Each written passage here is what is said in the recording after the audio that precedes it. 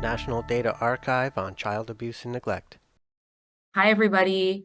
My name is Paige Logan Prater. I am the Graduate Research Associate here at NDACAN. NDACAN stands for the National Data Archive on Child Abuse and Neglect. We do this monthly office hours series every year. And this year is a special offering that or not me, the team kind of thought of, which was to provide some R training for folks that are interested. So this space, even though it's held by NDACAN, you do not need to have particular familiarity with the archive or the data sets, but we will be using those data sets in the exercises or data that looks like the archive data. And we're really excited for everyone to be joining us. So just a few housekeeping items before we jump in. We will do the R training portion for the first 30 minutes. Frank will take us through that. And then at about half past the hour, we will go back to our kind of conventional office hours breakout session. So folks that are interested in sticking around, we really welcome you to. We will have breakout sessions with different folks on the NDACAN team where you can ask questions about R or stats and research design in general. We also have folks that are very familiar with the archive data sets that can answer any questions. So that will be at about 11:30. If you have questions throughout the R training, please put them in the Q&A box, and we will get to as many as possible in the order that they come in. This session is being recorded, and all of the sessions, slides, and other materials are available on the NDACAN website, and I'll paste it in the chat once Frank gets started. I think that's really it. Yeah, there for Zoom help, feel free to reach out to Andres. He's here. And I don't want to delay us anymore. So Frank, I'll kick it over to you. Great. Thank you, Paige. Welcome everybody. Today we're going to cover the Tidyverse. So we'll be introducing the Tidyverse suite of functions. I adore the Tidyverse. I learned base R when I was a graduate student at the University of Washington about 10 years ago. But Tidyverse has really revolutionized the way that I work with R and has become industry standard for working with R because it streamlines so many of the routine data manipulation tasks that we need to do in when we're working with complex data sets. Let's dive in. All of the data is available in the box folder, the data folder, and the slides, PDFs, and homework are also in the week 2 folder now. We have a .r file available for you to follow along if you like. We also have some homework questions for you to practice working with the sample data we've provided. Just a reminder that the AFGARs and NIDed data that we've provided for you are fake. That is, they are simulated. They are de-identified and simulated. So please do not use those for any real world analysis. Obviously you can apply for the raw data through the archive, but don't use any of the data that we've provided for you here in any actual analyses. These are just for practice. But all of the data that we've provided you can be requested through the archive, or when it comes to census data, are easily available through IPUMS at the University of Minnesota. That's IPUMS. It's a great way to interface with data from the US Census and the American Community Survey, which is what we'll be using today.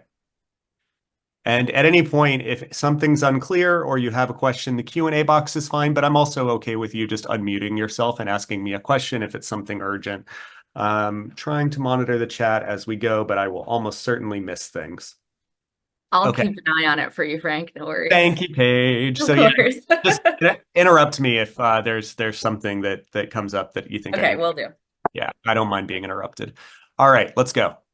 So Tidyverse. It's great. And Tidyverse is actually a suite of packages that was designed by Hadley Wickham and his crew. And for those of us who are using RStudio, which should be just about all of us working in R, Hadley and that team are also deeply involved in developing RStudio. So the logic that animates the Tidyverse is also the logic that animates RStudio. And you'll find that embracing the Tidyverse way of doing things will make your R trajectory much easier. The two core elements of it that I think are most important are the set of functions we get access to through the tidyr and dplyr package that convert R to work with a syntax that's much more similar to SQL or SQL that is routinely used in large-scale databases when compared with the base R way of manipulating data objects.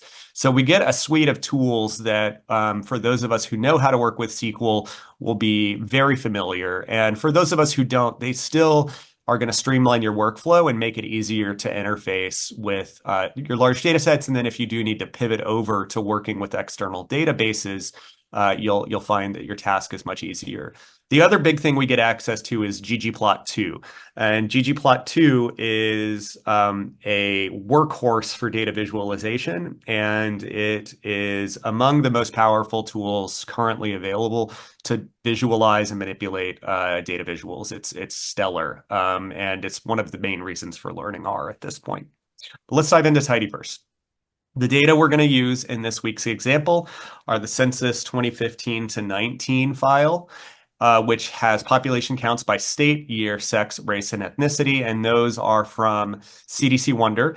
CDC Wonder, the SEER data, county population data, we've aggregated up to states, and those data are derived from the US Census small area population estimates. They're really great, and they pair very nicely with our NDACAN data because they'll be able to give you age, race, and sex specific population estimates when we want to compute rates for child welfare system events.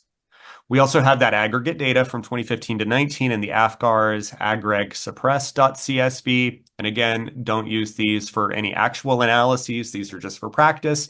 But these are counts of CPS events, foster care in this case, by state, year, sex, race, ethnicity of children. And then we have counts by maltreatment type and entries and exits from foster care. And again, if you want to do actual data work with the AFGARS, please do request the data from NDACAN rather than using the data that we've provided you here today. You won't get reliable results using the data we've provided you here today. So don't use it for real analysis, just for practice. All right. So what's in the Tidyverse? Tidyverse is going to pull in. So Tidyverse is really a suite of packages that all work along the same logic. And the basic logic is tidy data. Tidy data is data that is long rather than wide, where all variables are in columns rather than rows. So a lot of us who work in Stata or some other suite might be used to seeing data in a wide format. That is data where we have actual information that is a variable contained in a column name. So you might imagine like a longitudinal data set like the NLSY or something like that, where we might have repeated observations for individuals in separate columns. That is, we might have, let's say we have our census data as a population count, and we might have 50 rows, one for each state.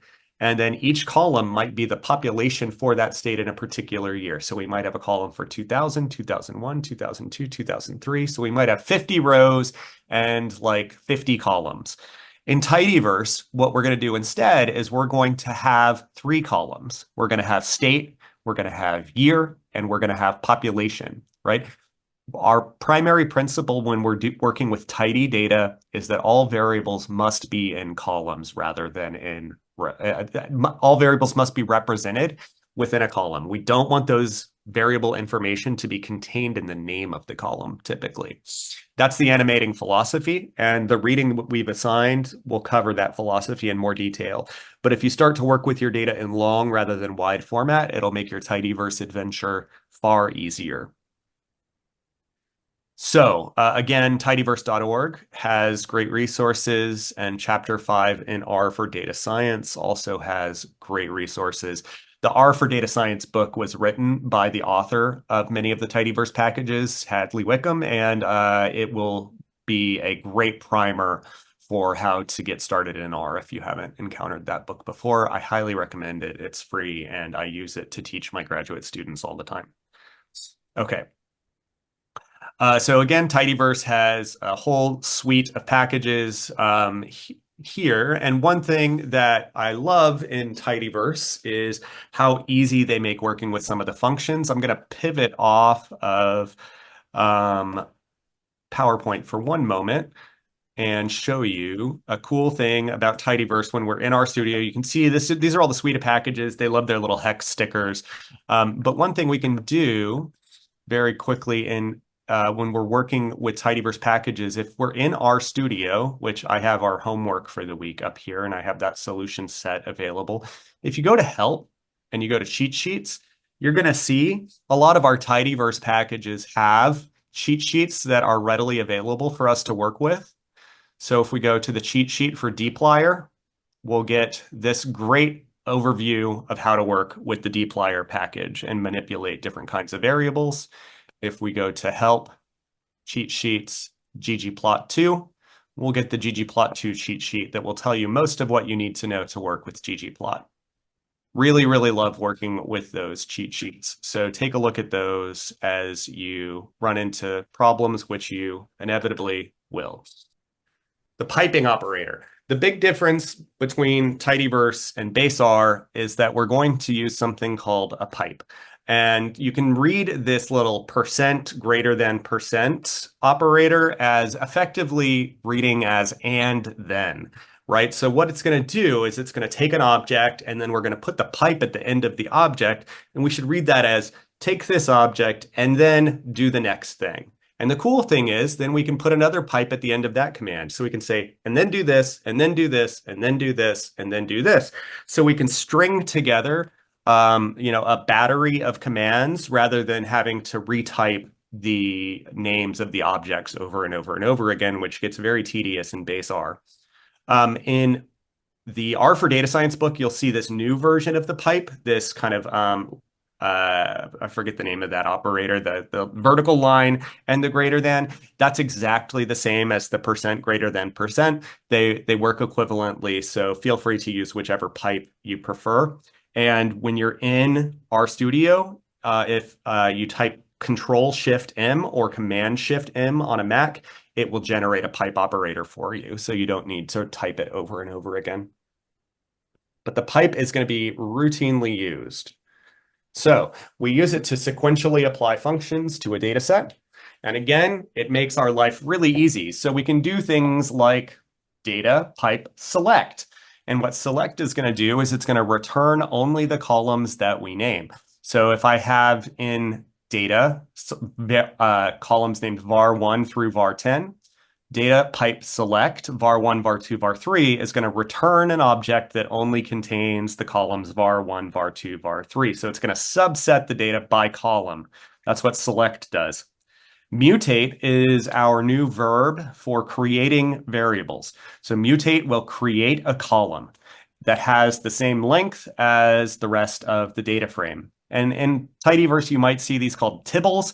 Those are just a special tidyverse version of data frames, but they are interchangeable with data frames for most intents and purposes. But we can read these first two lines as take data and then select var1, var2, var3, and then mutate var4 is equal to var1 plus var2 divided by var3, and then rename. And what we're going to do with rename is we're going to convert var1 into variable 1, var2 into variable 2, and var3 into outcome. So this is a common kind of tidyverse command. And these are all using the functions from dplyr. You don't need to worry so much about which package in tidyverse these come from, because we're going to work with it as a whole. But these are, if you're looking at the cheat sheets, these are dplyr functions: select, mutate, and rename. So select, the most commonly used ones here, and I think my Zoom got a little messed up here because there's more. Yeah, we have some stuff that kind of got spit off the slides. My apologies. They're on the PDF, but I'll read them off to you. Select selects variables to keep or drop, or to reorder variables. So if we use select, we can subset the data by column. Mutate creates new variables that can be functions of existing variables, or can be constants, or can be anything you can imagine. Filter filters the data using logical operators. So what filter is going to do is it's going to subset the data by row. So let's say we had our census data where we had the data that we're working with today has a column for sex. We could use filter to look exclusively at the female population or exclusively at the male population. That is, we could filter out the values using a particular value of a variable. Summarize is almost always paired with its friend group by. So group by down here is a grouping variable that functions can be applied over. And then what we will routinely do is we'll group by some categorical variable, say race, ethnicity, and then we'll summarize to compute values for each category. And when we put summarize into our function, we're actually going to reduce down our dimensions. So if I have a 50-row data set and I compute a summarize, that is, maybe I'm computing a mean with summarize, I'll return a single row. But if I use group by race and I have 5 race categories, I'll return 5 rows with a mean for each race. So group by summarize is a set that will go together all the time. We also have a lot of other functions available to do things like join. So this is where a lot of the SQL syntax will be familiar to those who have seen SQL before. Routinely, we're going to have tables that share common variables. For example, we might have in our AFGARS data a variable for a state, and in our census data, a variable for a state. And we'd like to know how to pull those two tables together, how to pull those two data frames together. And we have a whole group of join functions that will allow us to do that. They all do slightly different things. I recommend trying to stick with left join while you're learning it. What left join will do is it will take the first data frame object you give it and take the second data frame object you give it and stick the second one onto the first one by common variable. Right join, full join, and anti-join can be useful, but while you're learning, it's a good idea to stick with just left for now, because I think we tend to think about left to right assignment, so that'll make your life a little easier. Pivot wider and pivot longer are really useful for when we need to convert between wide format data and long format data. So pivot wider can turn long format data into wide format data, and pivot longer can turn wide format data into long format. So we can go back and forth between long and wide. That is, we can spread our data over columns, or we can gather it into rows. And pivot wider and pivot longer, those are incredibly helpful functions. A little tricky to work with, but anytime you get stuck on any of these functions, your best friend is just to go to your R console and type question with the name of the function to pull up the R help file. So question pivot underscore wider will show you how to work with pivot wider, and it'll give you some demos for how the function works. Mutate add and mutate if are great when we need to apply a similar transformation across a number of variables at the exact same time. So what we could do is we could mutate at var1 and var2, and then multiply both of those columns by 2, right? Or do whatever operation we wanted to do to them. So if we have the same set of transformations that we need to apply to a lot of variables at the same time, mutate at and mutate if are really great, and summarize at and summarize if have a similar set of applications. So that's it for our slides. I think, why don't I know I'm not supposed to do live coding here, but I think I want to show you a couple of these operations that we will work through on the homework. So here's what we'll do. I'm going to share here, and this file that I'm working on is week2solutions.rmd. This is posted in our shared directory, and I'm using R Markdown. Maybe some of you have not seen this before, and I'll talk you through the basics of R Markdown, but it's a really, really handy way to work with, to produce scientific reports or fancy looking reports using R.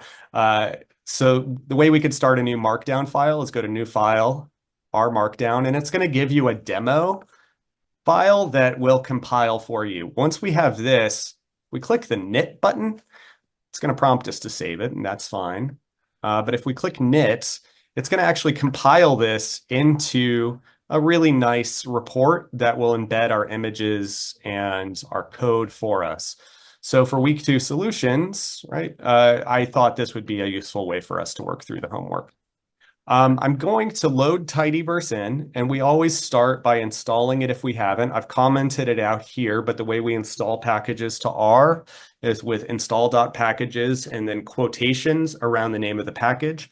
We only need to do that once per installation of R. So this is not a piece of code that you need to run over and over again. You just need to run it the first time, and then we'll be able to library Tidyverse in. Now, some of us might have used read.csv in the past, but the readr suite reader comes with Tidyverse, and it has parallel functions that have underscores instead of dots, and they parse CSV files and other kinds of files a little bit more efficiently than does the read dot functions. So that, they'll do things like not convert strings into factors, which is a pet peeve of a lot of our users. So our census data loaded in just fine. I want to show you the joining capabilities here, because I think that's something that's a little tricky. Let me make sure I have the data file that we need. So let me get the AFCARS data downloaded really quickly. My apologies for not having this set up.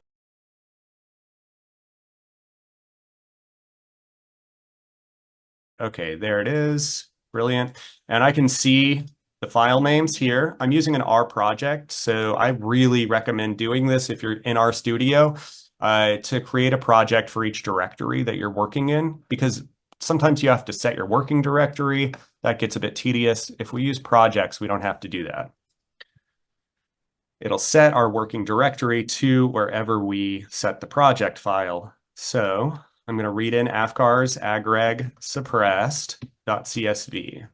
All right, so let's first take a look at these two objects over here. I'm going to use the broom to clear up my console a little bit, and I like to use the head function to look at my data.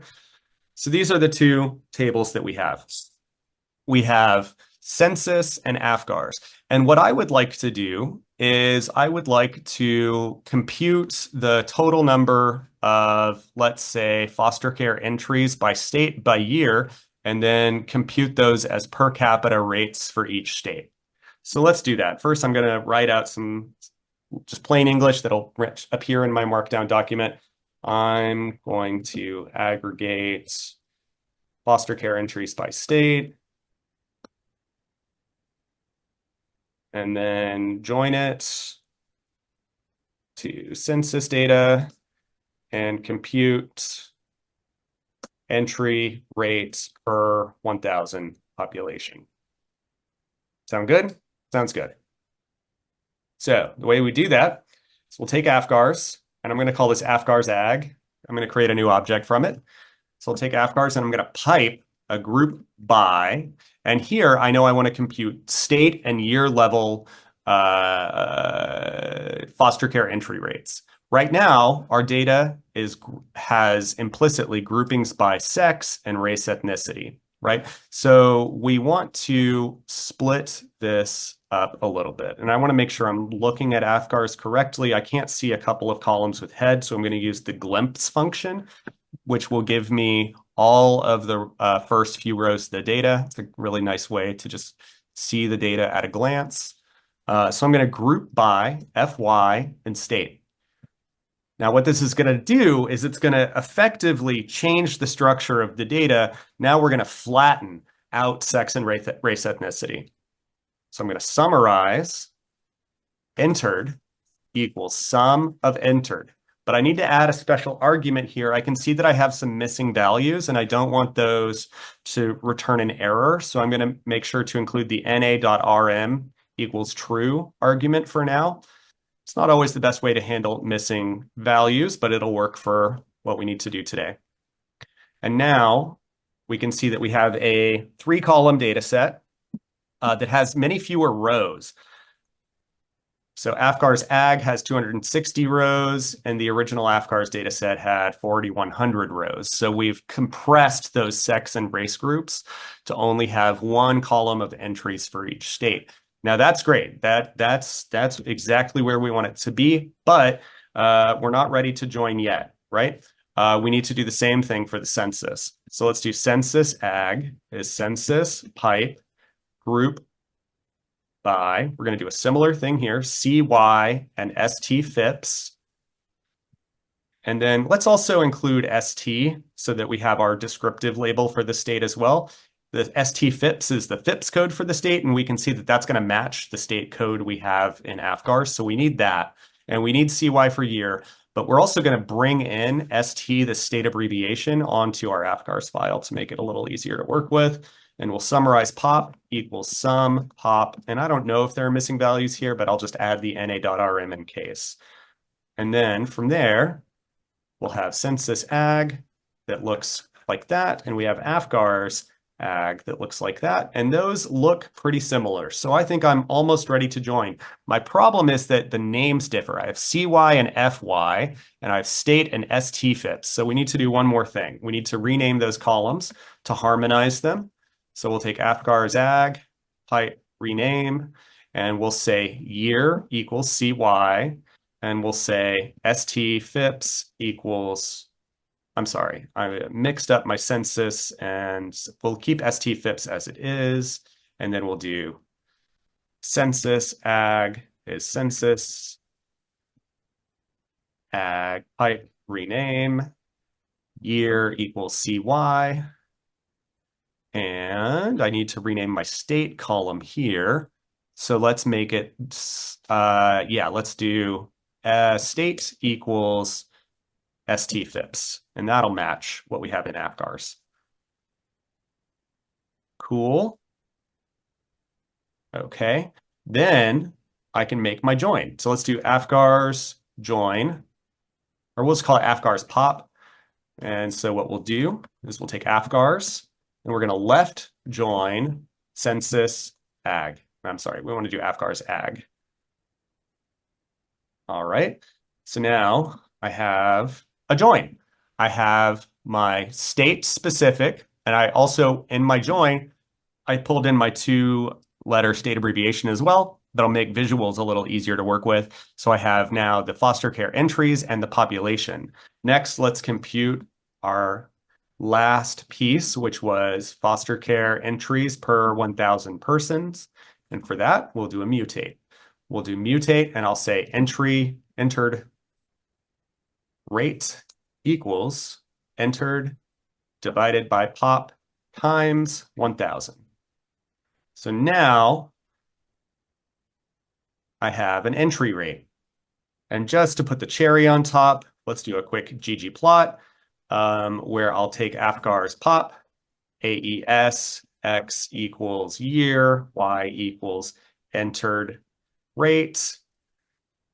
And then we also want to do group equals ST plus geom line. I know I haven't shown you ggplot. We'll get to that later, but this is now a quick and not particularly attractive line plot that shows each of the state trajectories for entry rate. We could get a little fancier with this, and we could do a facet wrap by ST. And that's going to produce 50 plots that show us the time series for entry rates for each state. So I'm going to stop there. But Thank you, Frank. You are welcome. Thanks everybody for bearing with me as we, did the thing. I don't see any questions in the Q&A box. I did see one from Melanie about not necessarily about coding, but Melanie said that they don't see the help at the top of the cheat sheets that you mentioned. Huh.